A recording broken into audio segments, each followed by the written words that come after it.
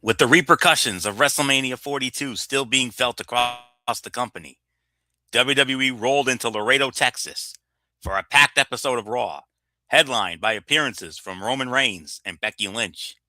What did the Tribal Chief have to say about Jacob Fatu's challenge for his World Heavyweight Championship? And how celebratory was the man after defeating AJ Lee to regain the Women's Intercontinental Championship at the Show of Shows? Find out now with this recap of last night's show, for this is Ridiculously Raw. Hey there, welcome everybody to another edition of Ridiculously Raw, the most must-see show on YouTube and Streamy.com today. I am your host, Anthony Florio, joined as always by a very busy good old MF, Michael Fletcher. MF's already had a busy day around these parts. Heck, it's been a busy day around these parts in professional wrestling altogether. I mean, a big announcement, a huge announcement coming out of NXT, and we'll address that prior to talking about NXT. And so not much more to get it, not much more to say there. So with all that being said, let's dive right on in.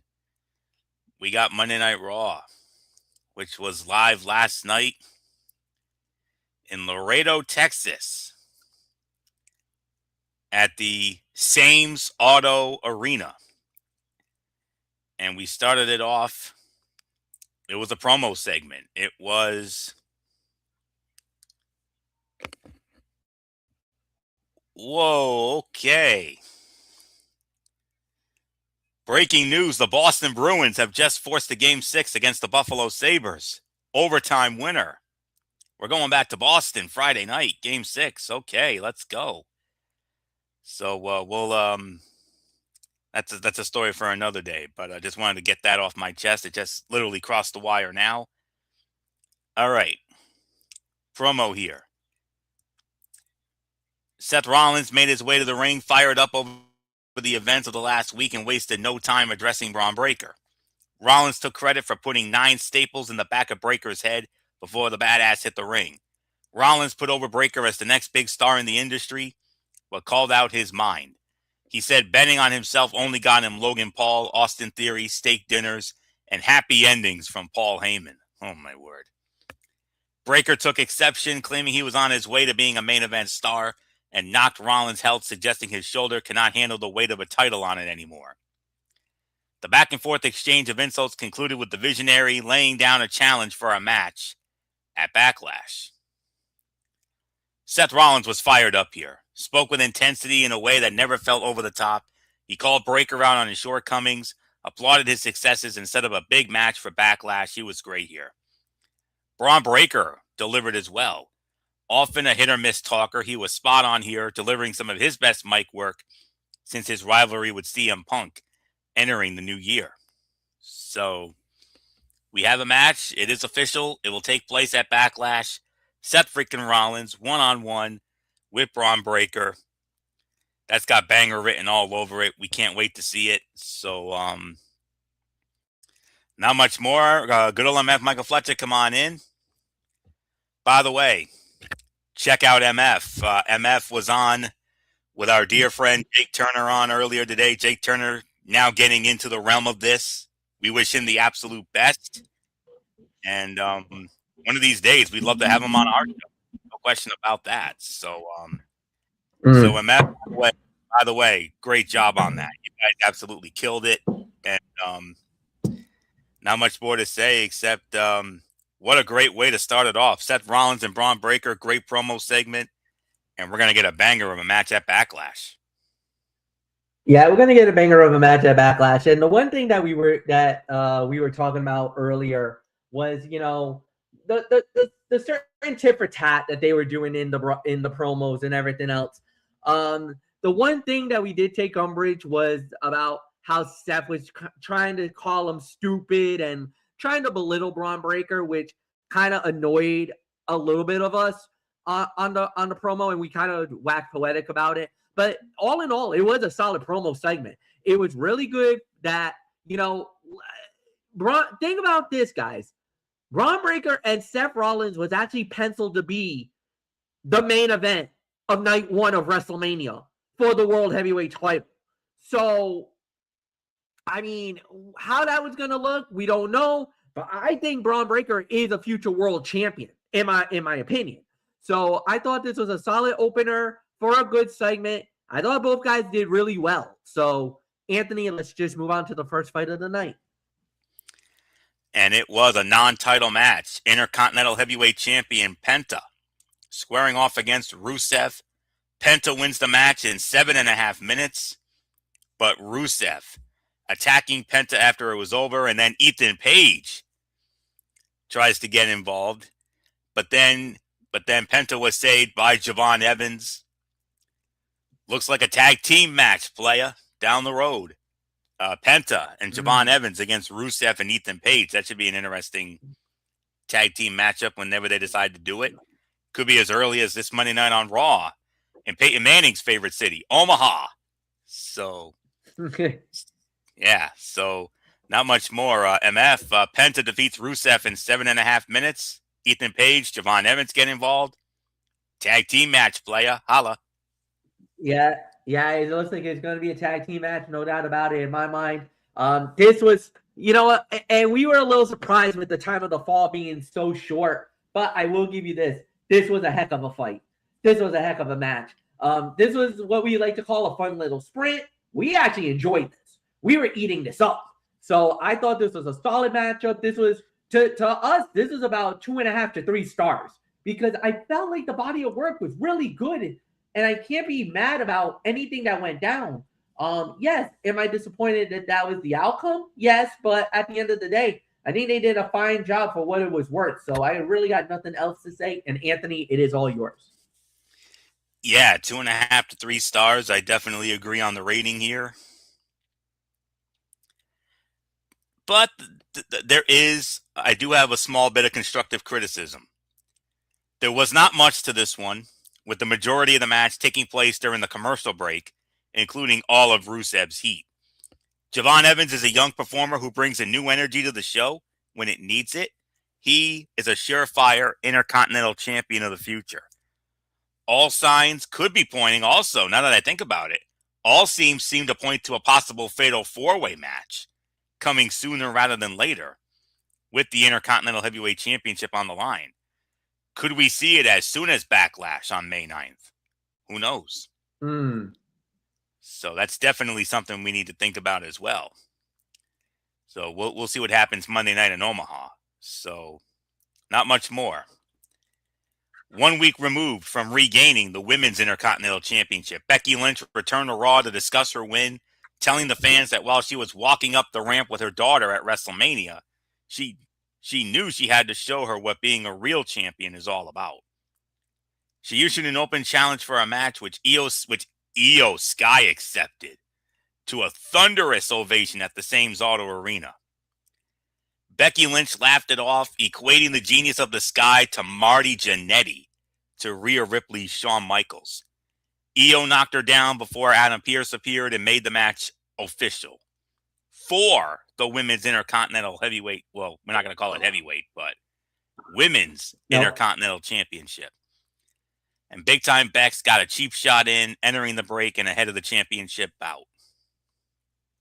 And that sets up the Women's Intercontinental, an impromptu Women's Intercontinental Championship match. Becky Lynch defending against Io Sky.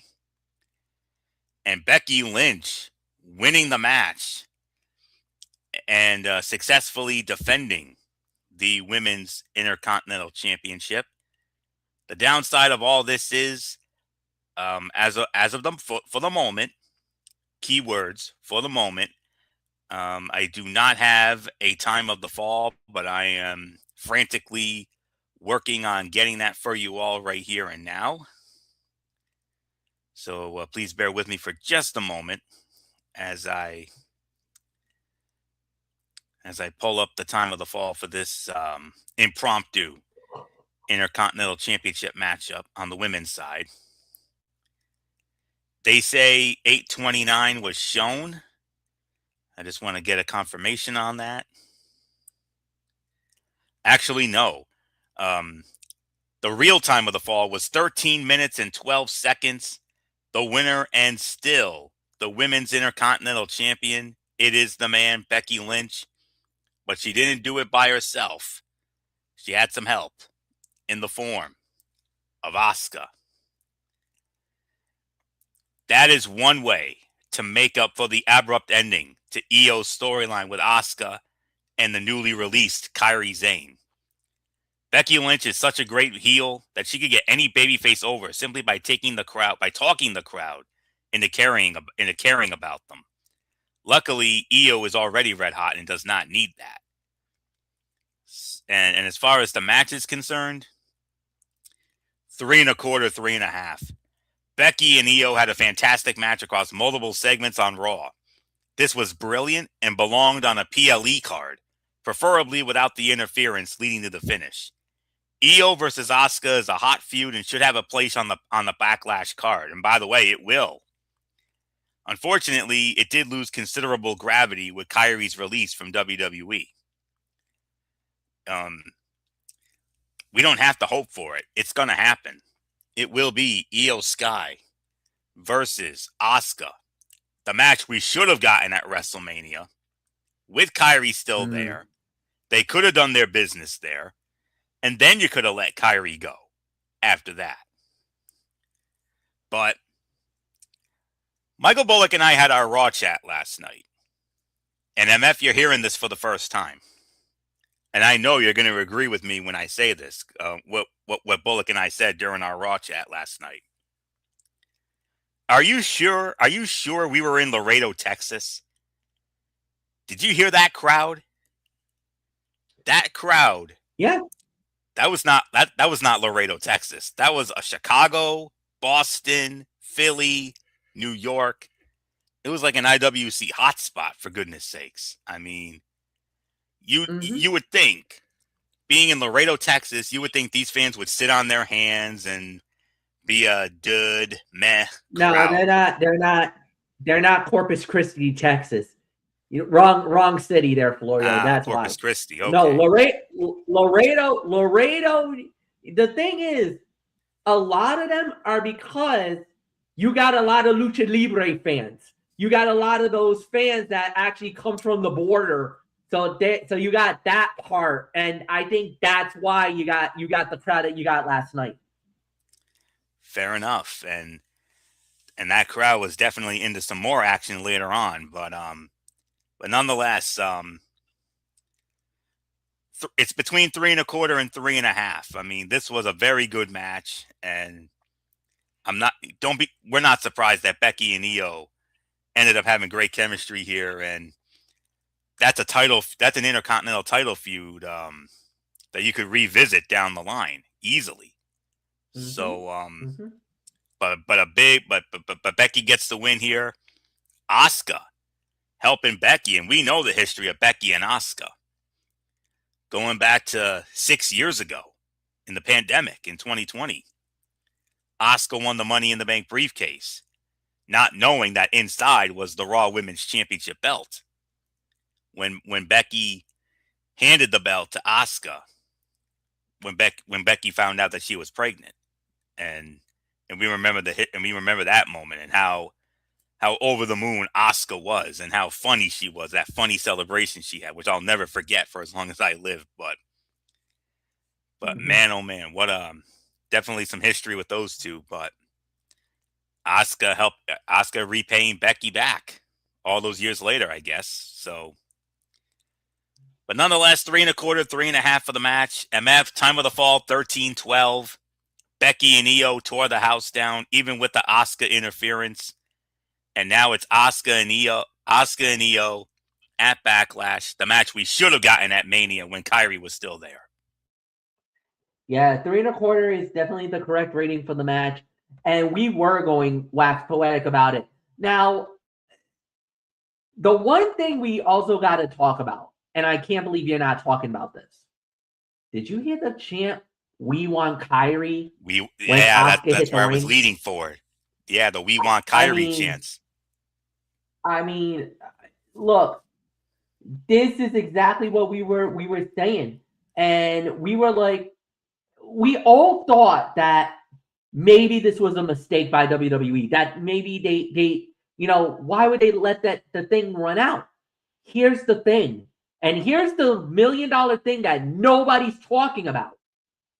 Kairi's contract expired. It wasn't that she was released. The contract was expired, and they never renewed. They could always come back and bring Kairi Sane back at any time. It's not like she needs to go through the 90 days. She didn't get cut. The contract expired. So they just opted not to re-sign her. So that's what happened with her. So they could easily bring her back at Backlash, sign her to a brand new contract, and all is forgiven. So I think that might be what might happen. With everybody blowing the gasket, losing their minds, this is almost similar to R-Truth. This is like the R-Truth situation all over again. So I think that may be what we're leading to. But as far as the match goes, 3.25, 3.5. You're absolutely right. The match was solid. I didn't like Becky's promo, though. That's my constructive criticism. I did not like her promo. It was too cookie cutter. It was too vague. I know she's going for the heat and everything else, but it didn't sell me on the promo. So I wasn't sold on Becky's promo. I love Becky Lynch. Let's be realistic. But I thought this was not one of her best ones. So nothing more to say. Florio, it's yours. All right. Moving on. Former NXT and TNA World Champion Joe Hendry greeted the WWE Universe with his first concert as a Monday Night Raw superstar. And he announced that he has officially joined the Red Brand. Yes. Then got to the point of his song calling for Logan Paul to be fired. The Maverick took exception, joined by Austin Theory, cut a ranting promo. The heels eventually beat down Hendry, enjoying a 2-on-1 beating until the Street Profits made the save. Hendry wiped out Paul and Theory and joined the prospective number one contenders in closing out the segment. Joe Hendry flashed the same charm that has helped him get over in every brand he has been in, so it was no surprise that the fans seemed to enjoy his concert segment. With that said, it came across as forced, especially since Hendry had no previous association with Logan Paul. Of course, watching him every Monday night might be enough to convince him to sing for his firing. And we badly need a promo from the Street Profits explaining where have they been and what brought them back with their eyes on the vision and the World Tag Team Championship. So there you go. Joe Hendry, officially a Monday Night Raw superstar. Which is only fitting because everybody knows, including UMF, how much not only myself, but Michael Bullock, we're big Joe Hendry guys, as you know. And Yep. And the fans in Laredo, they got to enjoy that concert. I mean, just like Bullock and I and Silvera last summer when we went to the TNA at the Ryan Center. I mean, we got to experience that firsthand in person, and it was pretty dang cool. And I know those fans in Laredo are feeling the same way we felt when we saw that in TNA last summer. So, but Joe Hendry, Monday Night Raw superstar, the Profits, and Logan Paul and Austin Theory, they're definitely on a collision course for the World Tag Team Championship, and that's all there is to say on that. So, all right, moving on. And by the way, we only address promo segments when, something significant, happens. So that's the only way we talk about promo segments. And spoiler alert, on NXT, there will definitely be a couple of those that we're going to address for sure. Rey Mysterio, one-on-one with the imposter, El Grande Americano, Ludwig Kaiser. He had Bravo and Rayo in his corner. Rey Mysterio wins the match in 8:35. And it was because of the original El Grande Americano, Chad Gable, And 8:35, the time of the fall, and MF. We know what's going on with the Americanos. The last bit of hype before their upcoming Noche de los Grandes on May 30th. Noche de los Grandes. It's going to be a grand night, no doubt about it. And more importantly, mascara for mascara. It's mask versus mask. Somebody's going to lose it. Somebody's going to be unmasked. And we're going to find out the true identity of one of the two.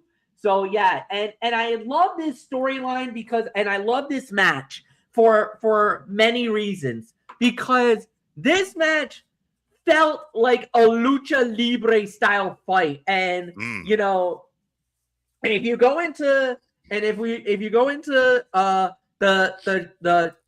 Talking Trash with Trash Panda, that's his name of his show.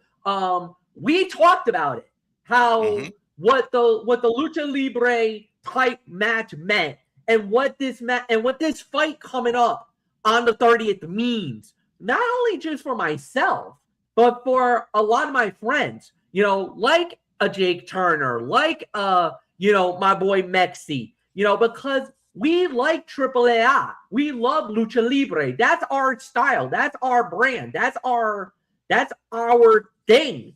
Is that we embrace the Mexican wrestling culture, and this was very Mexican. You know, there was that pinning combination where you had, you know, the one arm up on one side, the one arm up on the other side, where they grapevine and, you know, kind of held them up in the air. That's what you normally would see in lucha libre. There was a lot of arm drags. There was a lot of great moves that you would see in lucha libre. And you notice one thing. Rey Mysterio took the little metal thing that they were going to try to use as a weapon. That kind of like a callback to the fight, saying, You're not doing that. If you're going to go mask versus mask, then you need to fight like your life depends on it. No back cuts, no screw jobs, no cheating. You want to fight for your mask? You got to earn to fight for that mask. And I loved it. That is the best way to do it when it comes to wrestling, when it comes to that match. That's exactly what it needs to be. The CDMX in Mexico City will be the site of this match. And this is Triple A's home. That arena is their home. That's where Triple Mania is. That's where some of their biggest events. This is like the WWE's version of Madison Square Garden. Ooh. That's where this fight's being held. So, yes, call me hype man for the moment, because that's exactly what this is. Mask versus Mask is, without a doubt, the biggest fight, and for whoever loses this match, it is in Mexico, it's normally the worst thing that can ever happen to a wrestler, because when you lose your mask, you lose your identity.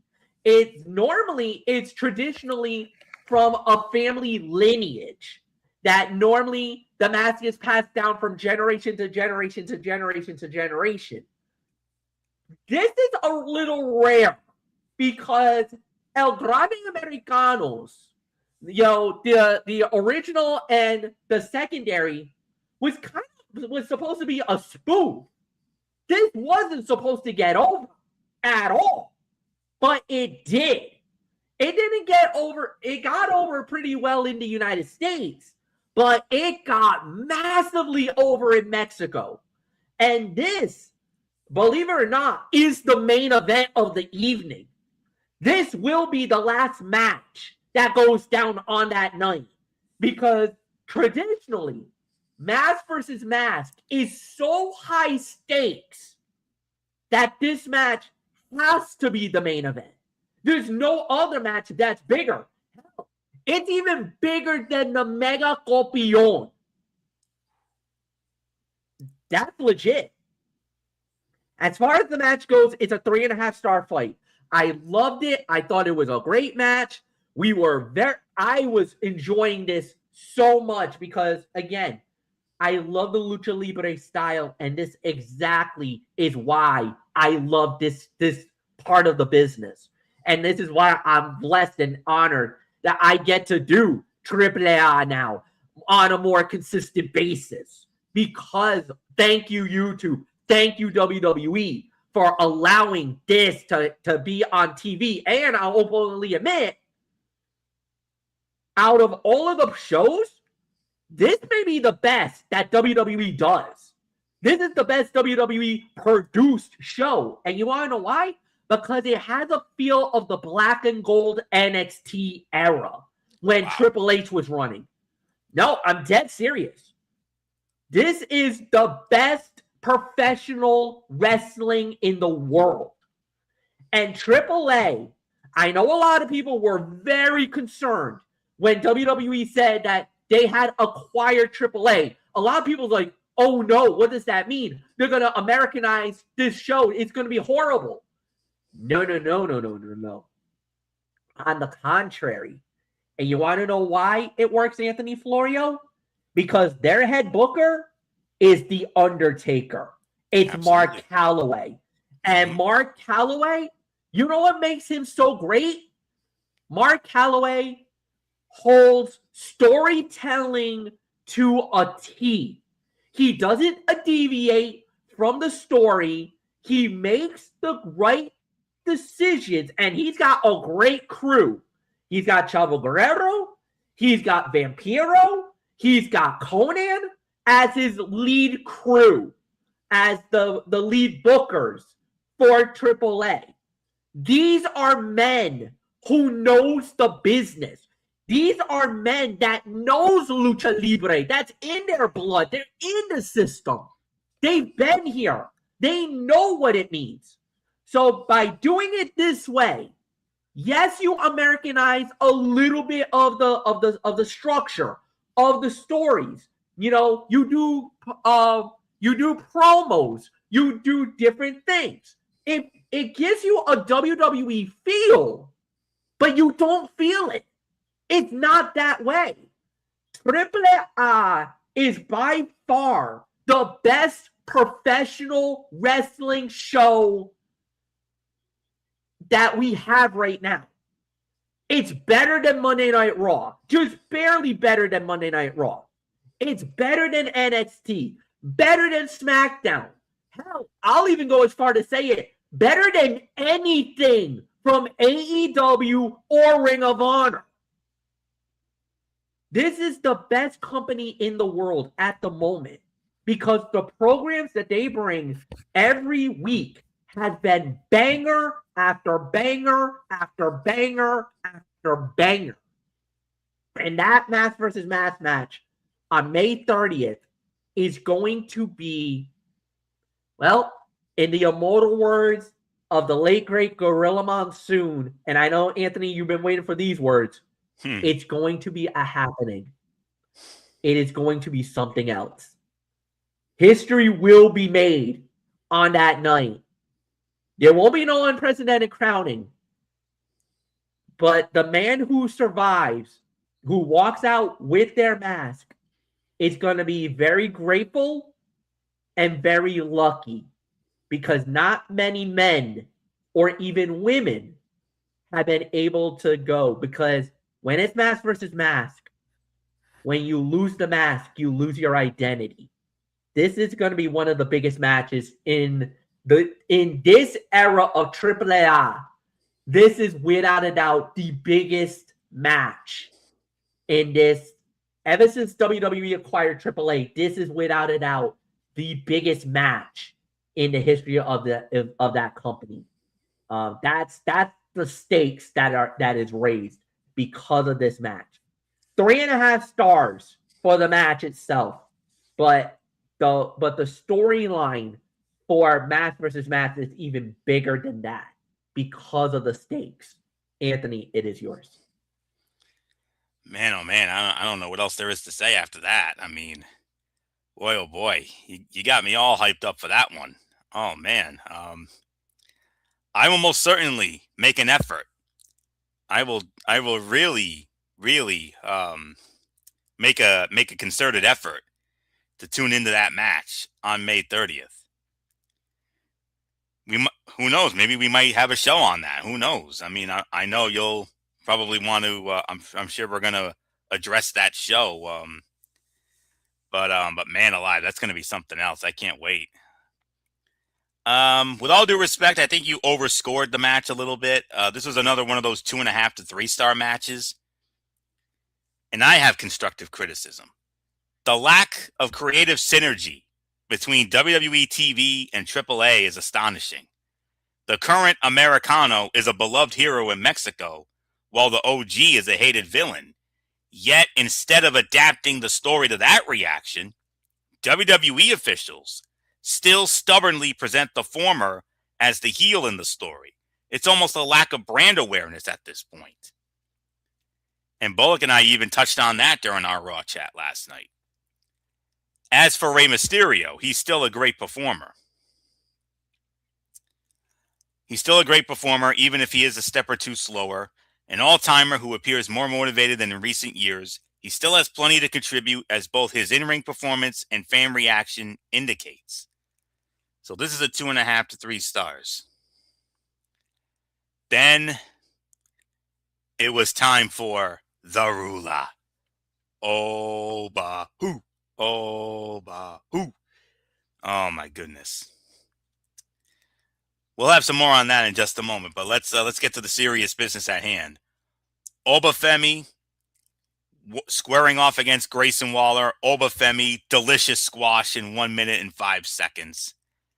And then he made the announcement that starting next week, he's going to start doing open challenges. Okay. Send Oba to the ring. Let him beat people up.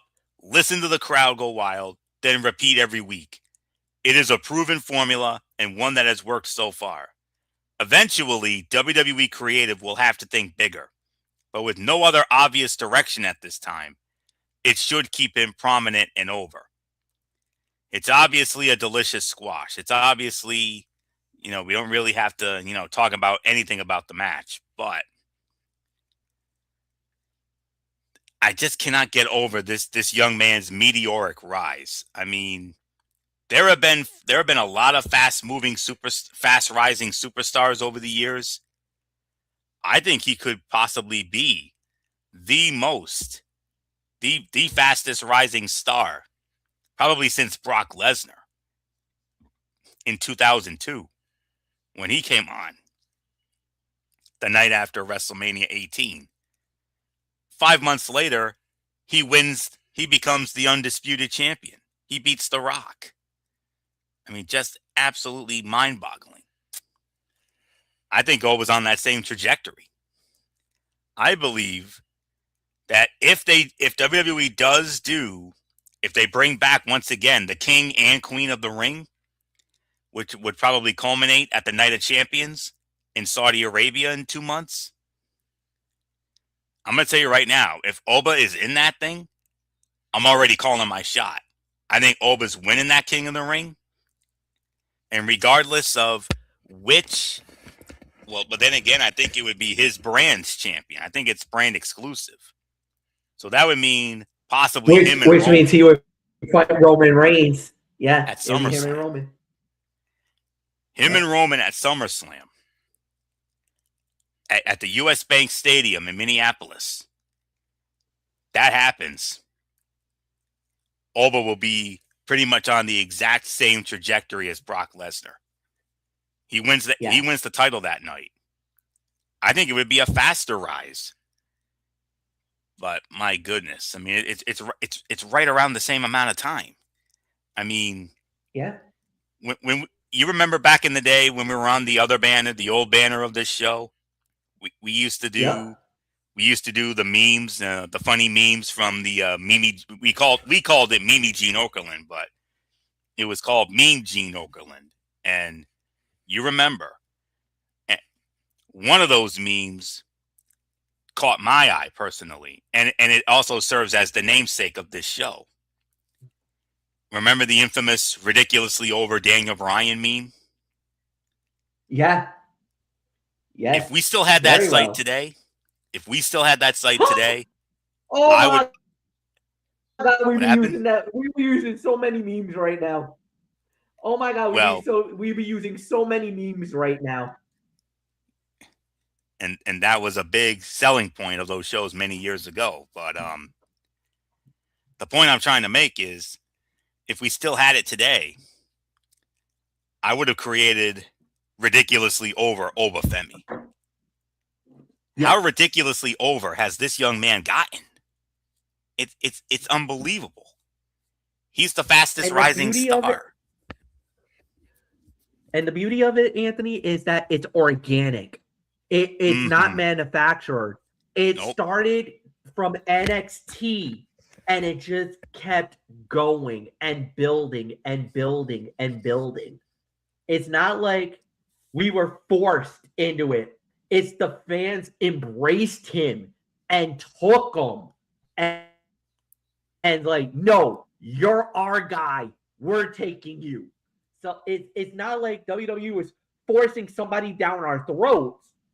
It's that the WWE universe kind of fell in love with Oba, love what he's been doing. We see the ruler as he is, and they're like, he's one of us.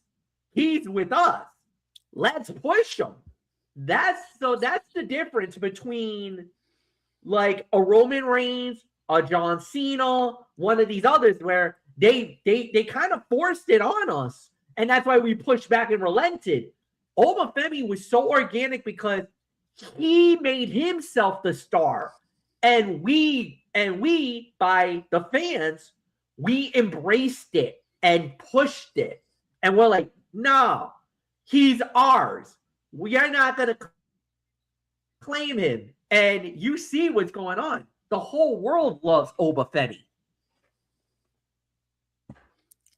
It's unbelievable, and Yeah, we'll see who will be and the you're first absolutely one. right. This is like the fastest.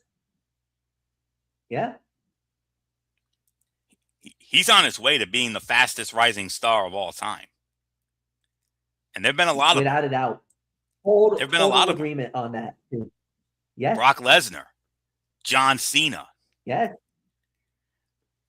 I'll even say it, even before all the injuries, Mr. Kennedy was on his way to being a fast rising star. Unfortunately, injuries and other things derailed that momentum, but he was well on his way. But my God, I mean, we're here for the ride. I mean, the rocket pack is clearly on him. I mean, he's on a rocket to the moon right about now. So, my God. Yes. I only wish. I mean, as excited as I am that he's a Raw guy, there's that small part of me that wishes he was a SmackDown guy, because if he was, we go there on June 12th. You better believe we would be doing the oh bah hoo, oh bah hoo. Yeah, I know. And Did you hear that and I crowd? thought of that too. Yeah. It's yeah. And even the crowd yelling, Oba's gonna kill you. Yeah. Mm-hmm. I know. I feel it. I felt it too. Anthony. Yeah. Ooh-wee. Oh my God, I cannot wait. All right. Tag team action. Lyra Valkyria and Bayley squaring off against Raquel Rodriguez and Laredo's own Roxanne Perez. And Raquel and Roxanne win the match 9 minutes and 20 seconds. Roxanne Perez scores the winning fall with Pop Rocks on Bayley.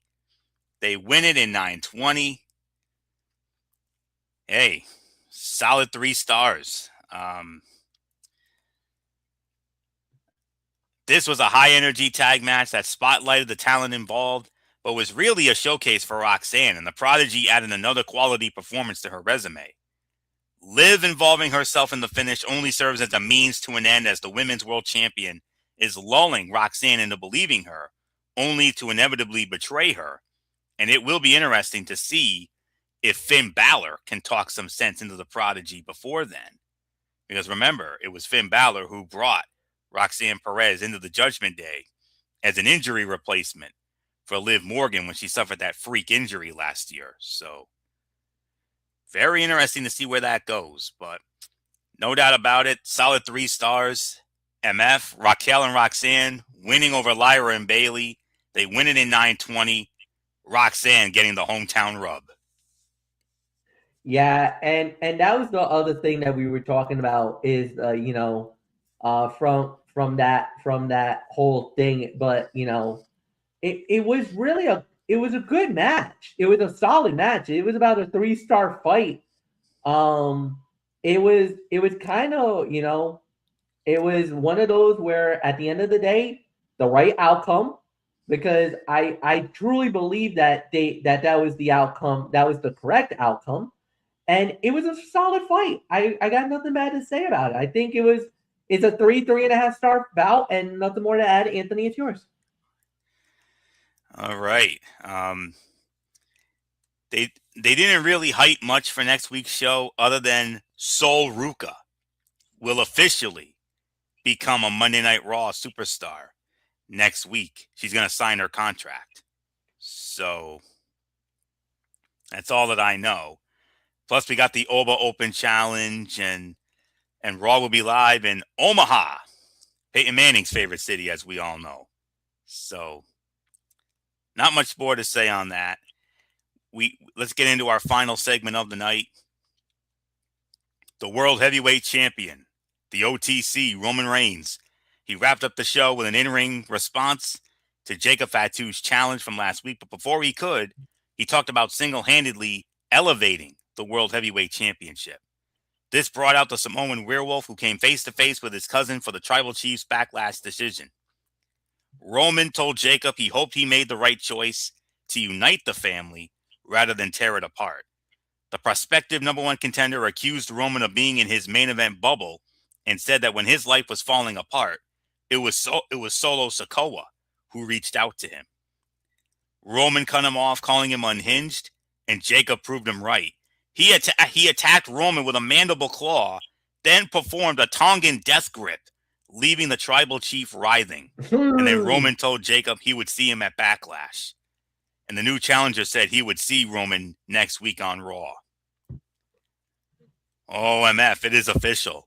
Roman Reigns, Jacob Fatu, Backlash for the Heavyweight Championship of the world. Yeah, and this was a good, solid closing segment. I thought they did a really good job with it. This was a really good way to hype. I mean, Roman wasn't perfect, but I mean, there was a couple of tropes here and there, but I did love the storyline and I did love how it played out. So I was very impressed with how it went down. So yeah, no, at the end of the day, I'm good with it. Great way to close. Nothing more to say. Anthony, it's yours. Yes, absolutely. Well, nothing.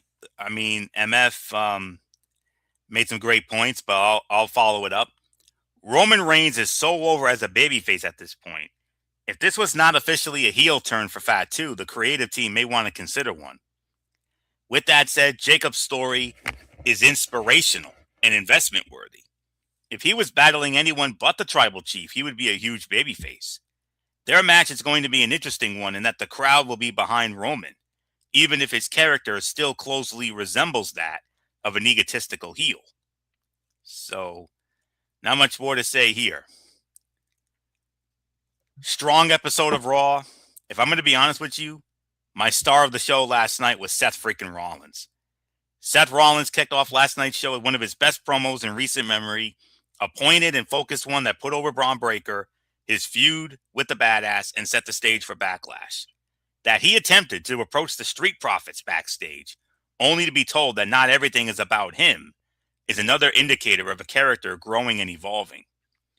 Undeniably, among the top 4 in WWE, Rollins is as consistently great at this point in his career as any other star on his level.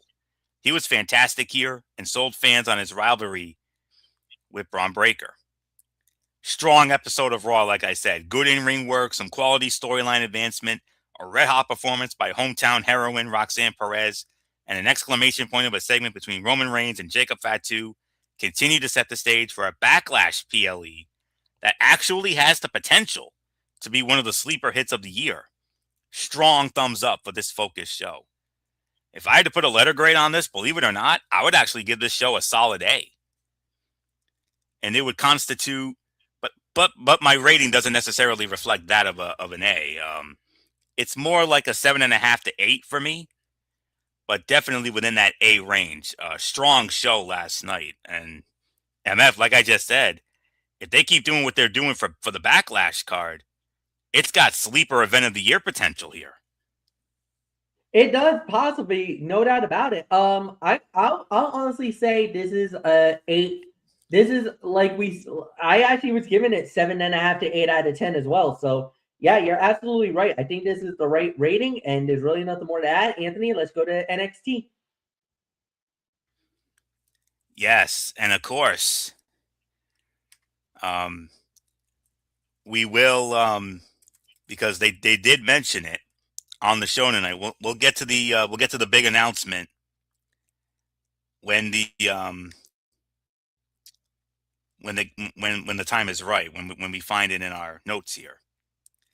Tonight's edition of NXT saw the brand dealing with the fallout of WrestleMania weekend and NXT Revenge, highlighting new stars in the wake of multiple call-ups. Tony D'Angelo addressed his next challengers for the NXT Championship. Lizzie Rain made her debut. Ricky Saints hoped to make a statement at the expense of Shiloh Hill. Miles Bourne defended the North American Championship against Dark State's Saquon Sugars. Who would make their mark? Which stars would set their course to take over this new look NXT? And we started it off with that matchup for the NXT for the North American Championship. All right. Bear with me for a moment here. I just got to get everything up and running here. All right. All right, that should do it. Okay. North American Championship on the line. Champion Miles Bourne defending against Saquon Sugars. The winner of the match in 11 minutes and 4 seconds. And still the North American champion. It is Miles Bourne. 3 1/4 here. I got to be honest. This was a rushed opportunity for Saquon Sugars, who has extremely limited singles experience. Even Dark State as a whole lack credibility right now to pull off the upset with interference. However, Sugars worked well on the spot, and Bourne got another title defense to his name. The finish, however, was a downer, as it made little sense. Sugars had no reason to get in the way of Lennox with the referee thoroughly distracted. It was a contrived issue that further hurts Dark State's credibility. And the post-match, a good way to quickly showcase 2 new stars in NXT as they rebuild its roster following the call-ups. Mr. England, Tristan Angel from Evolve, and Cam Hendricks from LFG. Anthony Luke, the husband of Maxine Dupree. That's her man. And boy, oh boy, did he impress.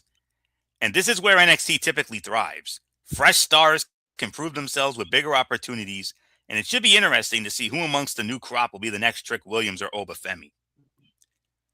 So there isn't, and Dark State.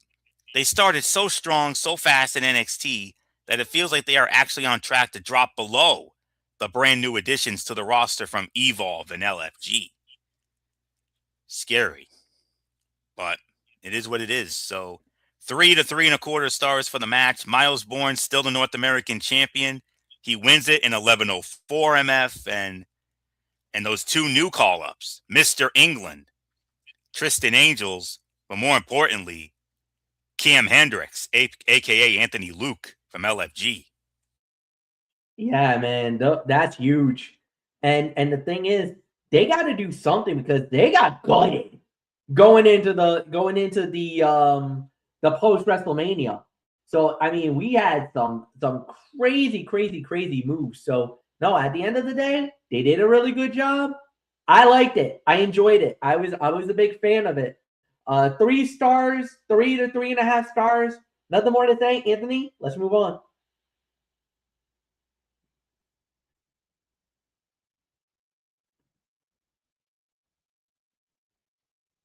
Oh, I apologize for that. I was on mute. No, that's okay. I want to say this is where, yes, here we go. This is it. NXT champion Tony D'Angelo asked whoever called him out with a box last week to come out and face him. The lights went out. A new arrival in the form of someone Good LMF Michael Fletcher knows very, very, very well. Evil. The former IWGP heavyweight champion handed Tony D a scroll indicating war was coming for him. Then as Evil walked away, Tavion Heights laid out Tony D with a belly-to-belly, and then a mystery man, English professional wrestler Will Cruz, hit the champ with a moonsault. Whoa, MF, Evil in NXT. Drop that JR knowledge on us. You know this man better than anybody. Former IWGP heavyweight champion, former IWGP Intercontinental heavyweight champion, 4-time IWGP Never Openweight champion, 2-time IWGP Tag Team champion with Tag Team Heavyweight champion with Sonata. They were member, and then of course they were also 6-time IWGP Never Openweight 6-man tag team champion, 6-man tag team champion, one with Bushi, Sonata 3 times, Shingo Takahashi, Yujiro Takahashi, and Sho representing Los Ingobernables de Japón. And then, of course, he also was the winner of the New Japan Cup in 2020 and was the World Tag League winner in back-to-back years in 2017 and 2018 with Sonata representing Los Ingobernables de Japón. This man went from being one of the stablemates of Yujiro Takahashi, of Sonata, of Yo, of Tetsuya Naito, who is the leader, and he became one of them. He became the big star, the big guy of New Japan Pro Wrestling. For a year, this man was the IWGP Heavyweight Champion of the world. This is the biggest get that WWE could have gotten. And the rumor started not too long ago that this guy was coming. And we were all hoping, we were all praying. We were like, oh man, what if we get him? What would happen if this guy shows up? It happened tonight. And oh, by the way, fun fact, Anthony Florio. Guess what?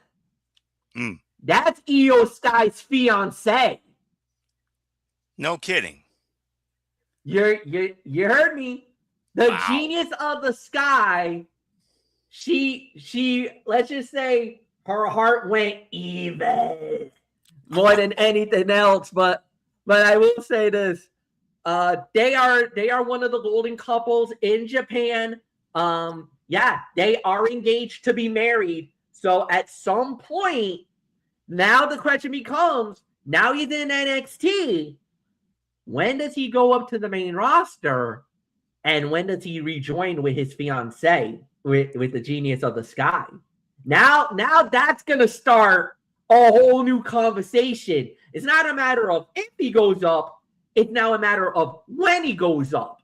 But right now, to have Evil on NXT is huge. You want to talk about one of the biggest names. That's one of the biggest names. And I want to say this, y'all. There is one other name from Japan that is rumored to possibly be on his way to WWE. But I think it's on his way to NXT first and then go to WWE. And let's just say he's a ticking time bomb. I'm going to leave that for another day. But you hear that ticking in the background? I do. Yup. If he shows up, I'll tell you why. I'll tell you why that guy is known as the ticking time bomb. But I will say this.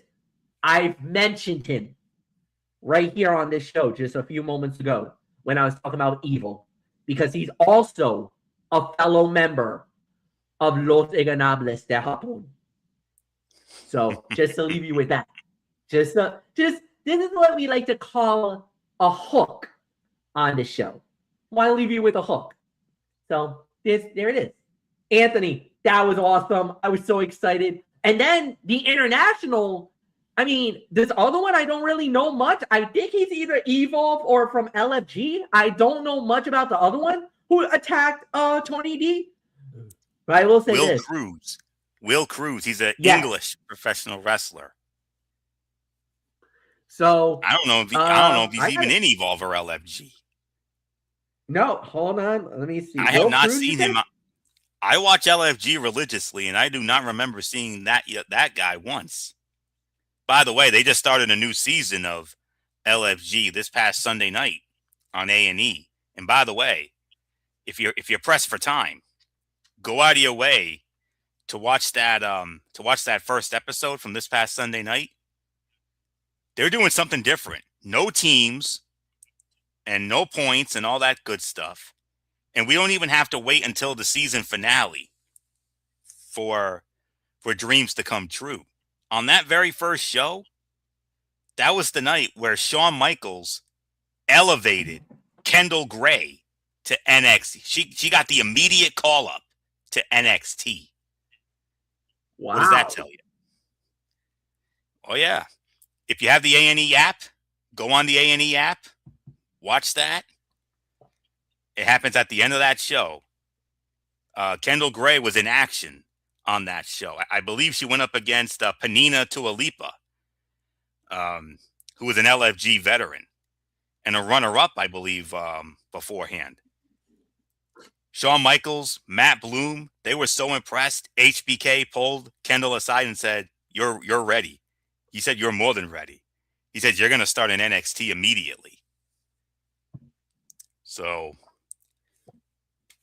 MF, that's your girl right there. So, there's a hook right there. Yes, it was. So, all right. So, if you have it's yours. So if you don't have, I know they don't really show encores on A&E, but there is the A&E app. Give it a look. So, and you can watch it every Sunday night at 10 o'clock, following the biography and preceding WWE's greatest moments. So, very exciting stuff, to say the very least. I mean, Evil coming in. Oh, my goodness. Oh, my word. Now, I don't watch New Japan as much as MF does. I mean, I know MF, you follow that just as religiously as you do AAA and CMLL and all those guys. But, whoa, baby. I mean, no matter how hard NXT is working to build new stars quickly, the approach of throwing a bunch of wrestlers at the screen does not work. What started as a strong debut for Evil became a bloated segment, selling Tavion Heights' new heel focus and debuting another star at the same time. And this mirrored the post-match interruptions from Miles Bourne, which is bad booking all around. The more NXT repeats itself, the less impact each appearance will have. Heights going after Tony D means so much less than the eventual collision with the former IWGP Heavyweight Champion going after the title. Vic Joseph put over Evil big while giving the surprise Cruz attack. Is that a fan? Hopefully that's an intentional gimmick call. And it is unclear what Evil's NXT name will be yet, but the crowd knew his New Japan name immediately. So, awesomeness. Absolute awesomeness. Birthright, Channing Stacks Lorenzo, Uriah Connors. They had the whole group in their corner. They went up against EK Prosper and Sean Legacy. And it was Sean Legacy and EK Prosper with the upset win in 9-14. Okay. Losses like this, and I've been very critical about Birthright's booking, and losses like this do not help. Losses like this certainly do not help their standing in NXT. However, it was nice to see Sean Legacy back in action. The action was fast-paced and made Sean Legacy look great. In a new-look NXT, he should be a major rising star in the division. Even with Lexis King's Men's Speed Championship victory, Birthright needs so much more credibility as a unit. It is another showcase of NXT's inability to build reliable heel factions, which makes it more difficult to build big baby faces that can contest them. But I am going to give the match a solid 3 stars for the effort. And I believe after this is where we get the big announcement. So it's after this. So we'll give a quick thought on this, and then we'll get to the big announcement that was made early this morning. So solid 3 for the match. MF, Sean Legacy, EK Prosper defeating Stax and Uriah Connors of Birthright in 9-14. Yeah, 3 stars is the correct rating for the match. I think it could have been better in certain areas, but I'm not too mad about it.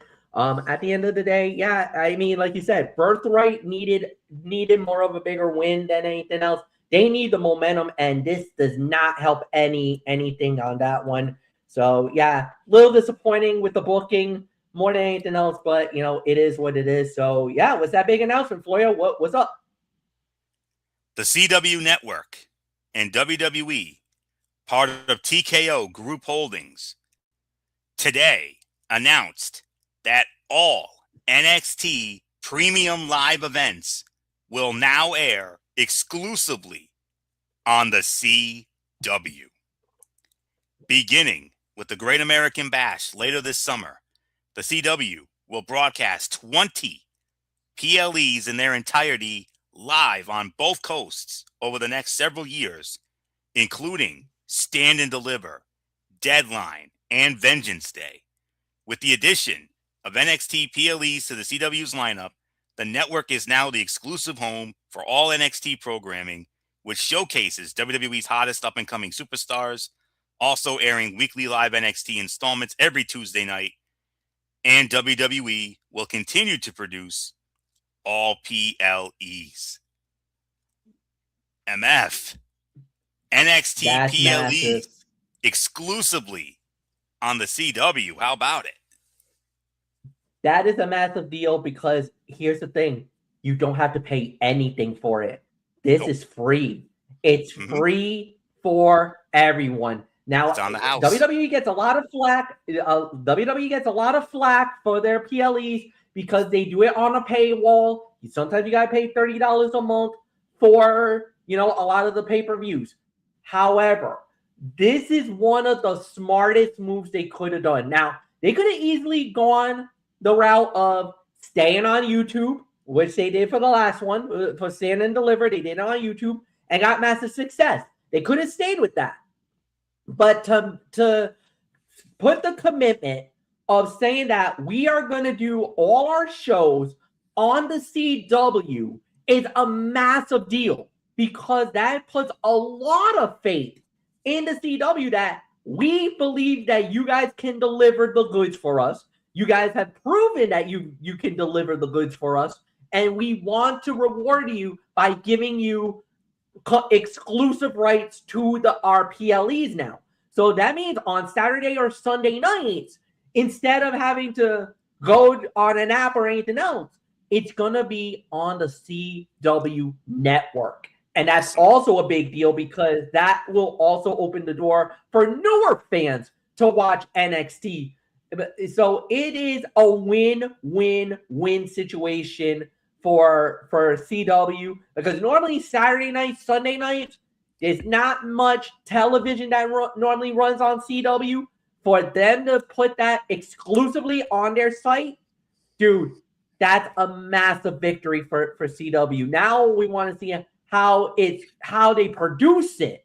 Are they going to do it like a PLE where maybe they'll do commercials after the matches are over, That's one thing we need that needs to be addressed. But other than that, to me, it's a great announcement and a big day for NXT and CW as a matter of fact. So, Florio, it's yours.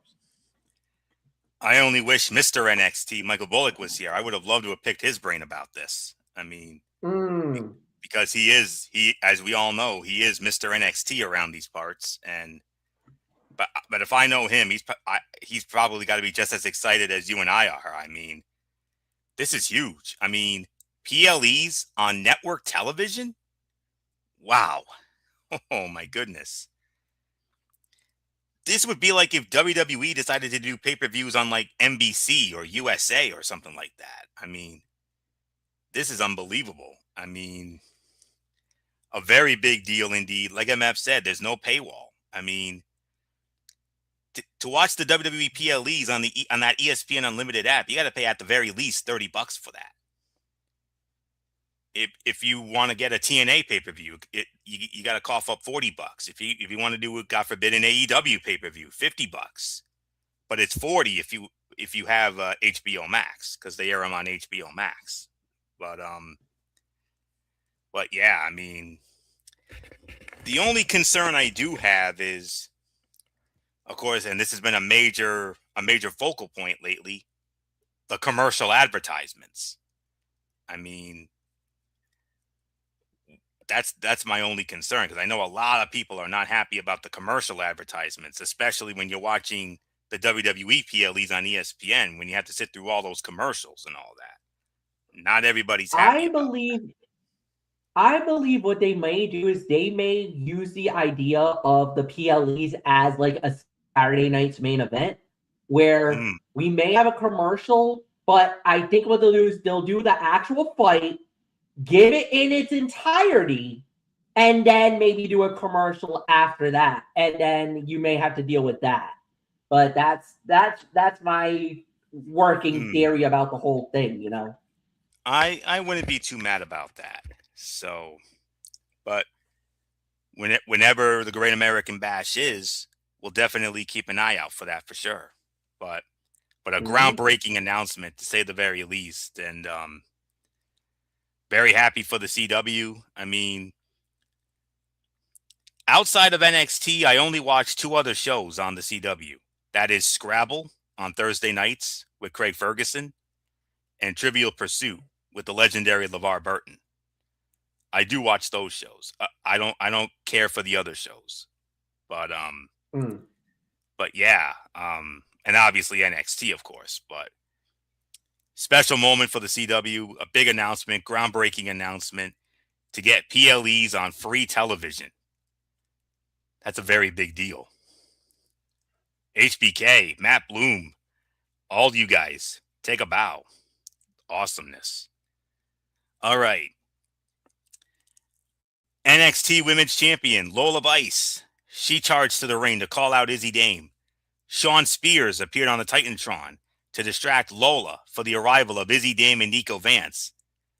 But Lola countered with the arrival of her AAA Mixed Tag Team Champion partner and your boy MF, Mr. Iguana and La Yesca.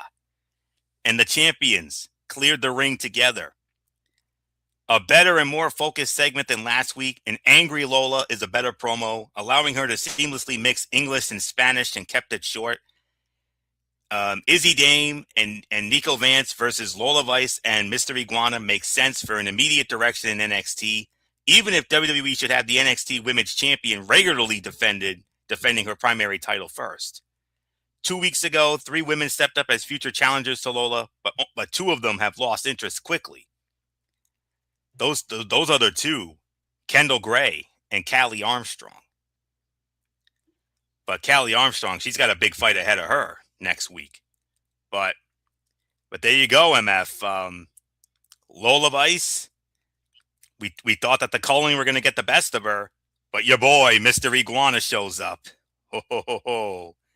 And you know how that works. You know how that goes. Yeah, when Iguana shows up, all chaos breaks out. And yeah, this was amazing. I loved it. This was incredible. Really nothing more to say on this one. This was it was awesome. So yeah, it was perfect. I really got nothing else to say, Anthony. It was, you know, it was perfect for what it needed to be. The story was amazing.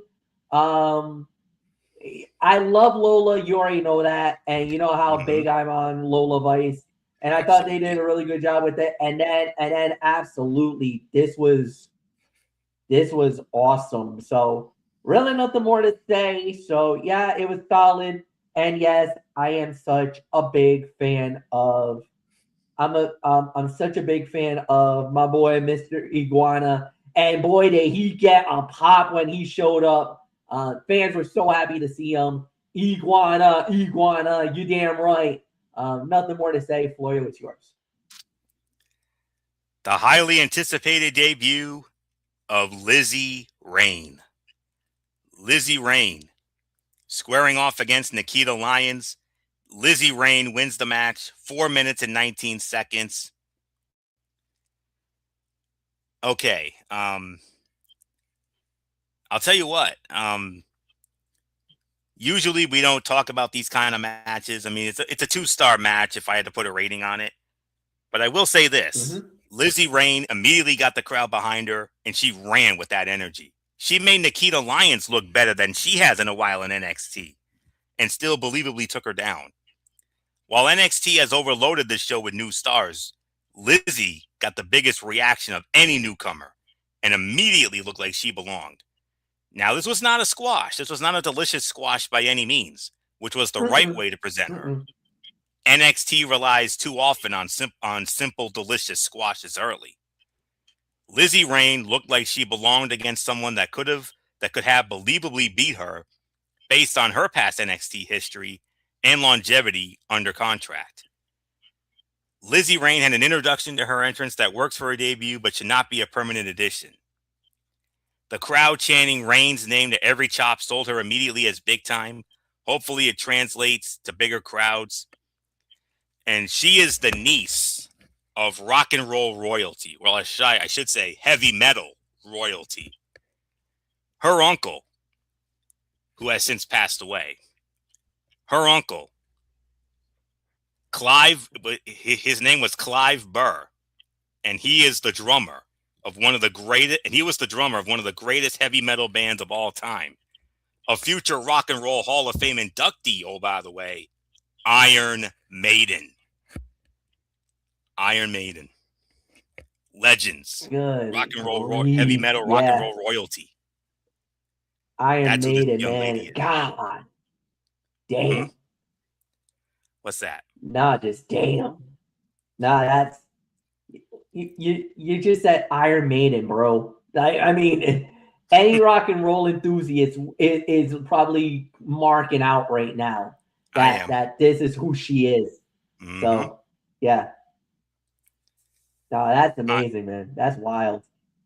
Iron Maiden will be deservedly so inducted into the 2026 Rock and Roll Hall of Fame class later this year. So, and I'm sure they're going to have something for Clive Burr, who was the drummer. That's his niece. Lizzie Rain is his niece. So she's the niece of heavy metal royalty. That's freaking awesome. So 2 stars for that. All right. Kalani Jordan squaring off against Ren Sinclair, Kendall Gray in her corner. Kalani Jordan picks up the win. 10 minutes and 55 seconds. MF. Finally, a good match here.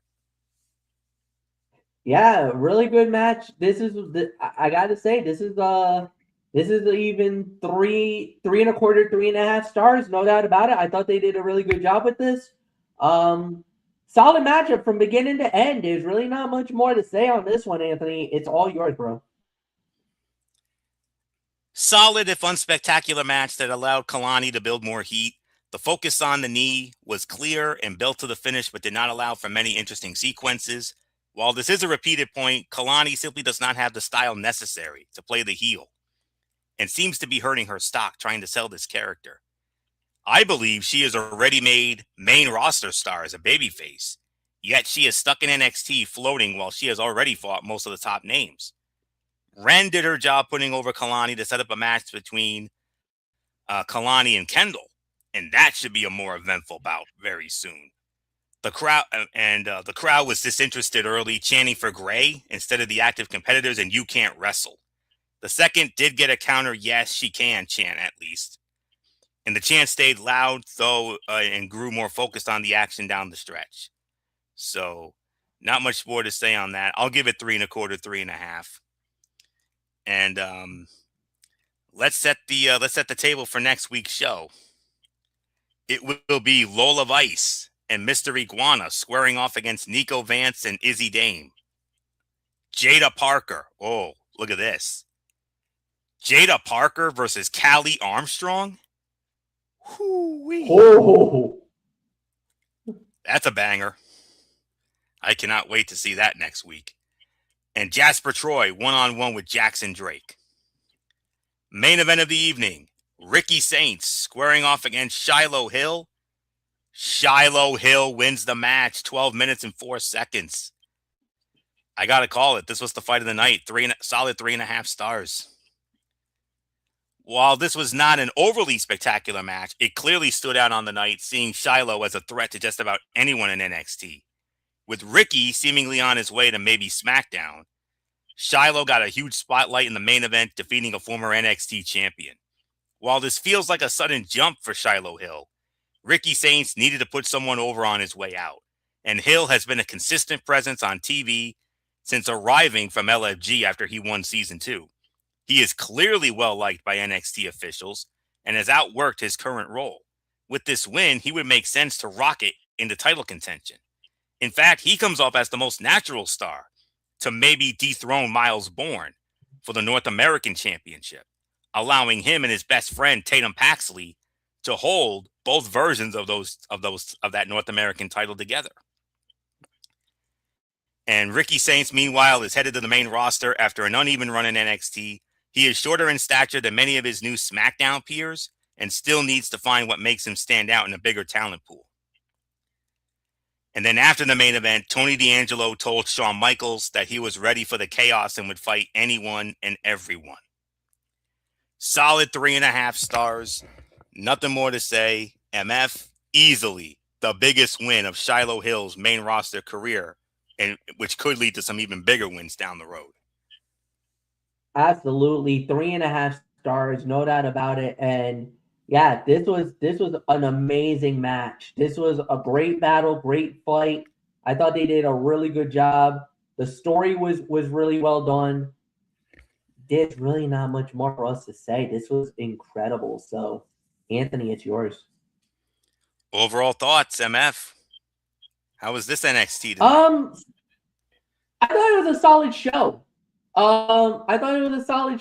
I thought everything was fine for what it was worth. And yeah, I think it could have been better, but at the end of the day, I thought they did really well. So no. Yeah, I think this is about a 3.5 star bout, and there's really not much more to say. And this was a 7.5 to 8 out of 10. I'm sorry, I was thinking another match, but no, this was 7 to 8 out of 10. They did a really good job. Nothing more to say. Anthony, it's yours. Yeah, a lot of surprises throughout the show. I mean, the big surprises, of course, the biggest surprise of all, Evil showing up. I mean, business immediately picks up. There is no doubt about that. And some interesting new call-ups coming up. Lizzie Rain got incredibly over tonight. I mean, she's already established herself as the future of the women's division. There is no ifs, ands, or buts about that. And solid show tonight. 7.5. I think that's about right. So Shiloh Hill, big win for him. He is easily the most successful LFG winner so far when it comes to LFG. I mean, Tyra May Steele, she was let go. She was part of that Black Friday release cut. Danny Sikelski, Skylar Ray hasn't really done much of anything.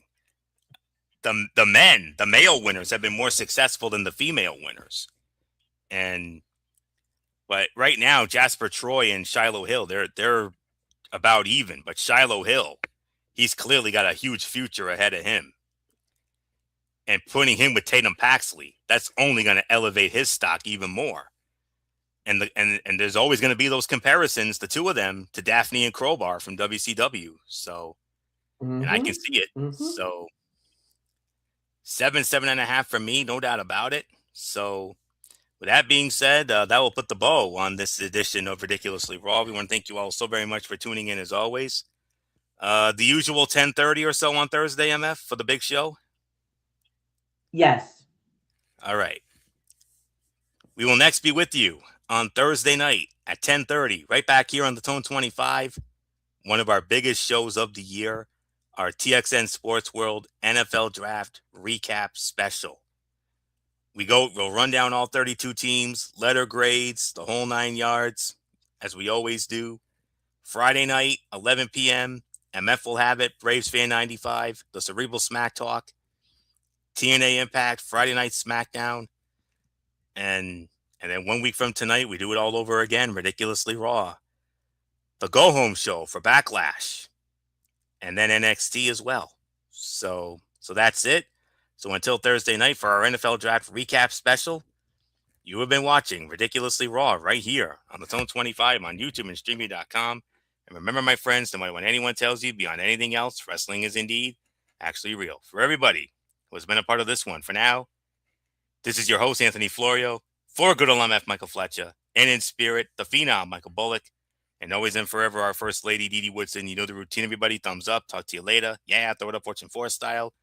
For now, my friends, God bless. Be good to each other. Have a blessed couple of days. And until Thursday night, for our NFL Draft Recap Show, you've been watching Ridiculously Raw right here on the Tone 25 on YouTube and StreamYard.com. And remember, like I always say, no matter what anyone tells you, beyond anything else, wrestling is indeed actually real. For everybody who has been a part of this one, for now, Anthony Florio, so long, and bye, everybody, bye.